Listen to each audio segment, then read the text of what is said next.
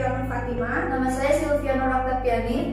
Di sini saya akan menjelaskan tentang rasio likuiditas, Rasio profitabilitas. rasio solvabilitas, dan rasio aktivitas. Yang pertama akan membahas tentang rasio Likuiditas. Rasio likuiditas merupakan rasio yang menunjukkan kemampuan perusahaan dalam memenuhi kewajiban utang jangka pendeknya. Rasio ini akan menunjukkan seberapa likuid suatu perusahaan. Apabila perusahaan itu mampu membayar utang jangka pendeknya, maka perusahaan tersebut likuid. Dan sebaliknya, apabila perusahaan tidak mampu membayar utang jangka pendeknya, maka perusahaan tersebut disebut likuid. Untuk mencari rasio likuiditas ini bisa melalui dengan 3 cara. Yang pertama, rasio lancar. Rasio lancar ini perhitungan yang paling sederhana, yaitu dengan aktiva lancar dibagi dengan utang lancar.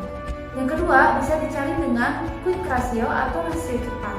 Cara menghitungnya yaitu aktiva lancar dikurangi persediaan dibagi utang.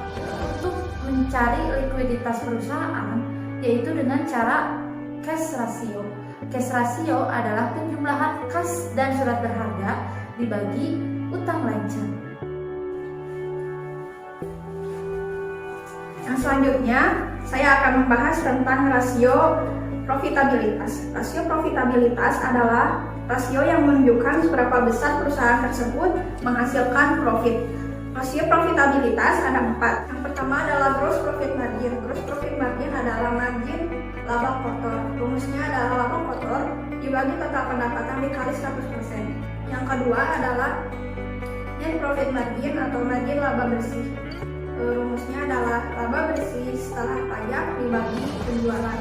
Yang ketiga adalah ROA atau return on asset yang sama dengan rasio pengembalian aset. Rumusnya adalah laba bersih dibagi total aset. Yang keempat adalah return on equity atau rasio pengembalian ekuitas. Rumusnya adalah laba bersih setelah pajak dibagi ekuitas pemegang saham. Di sini saya akan menjelaskan Rasio pengembalian ekuitas. Rumusnya adalah laba bersih setelah pajak dibagi ekuitas pemegang saham.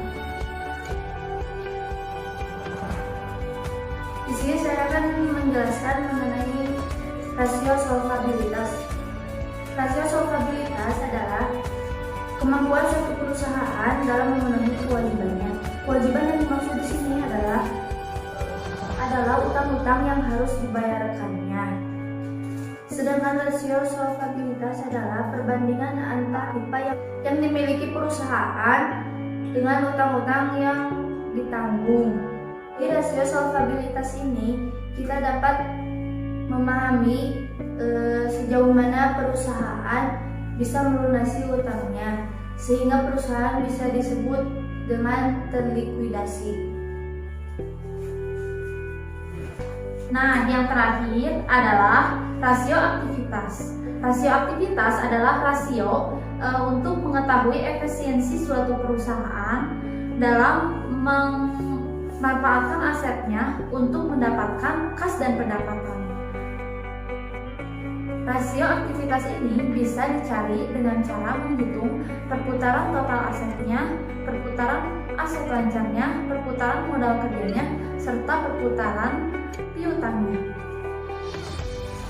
Yang pertama, perputaran total aset bisa dicari dengan penjualan bersih dibagi aset rata-rata.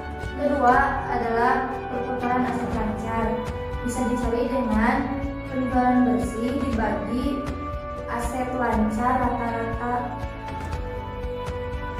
Yang ketiga adalah rasio perputaran modal kerja.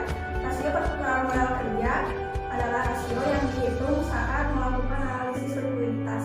Rumusnya adalah penjualan dibagi modal kerja rata-rata. Keempat adalah rasio perputaran piutang. Rumusnya adalah penjualan bersih dibagi rata-rata piutang bersih.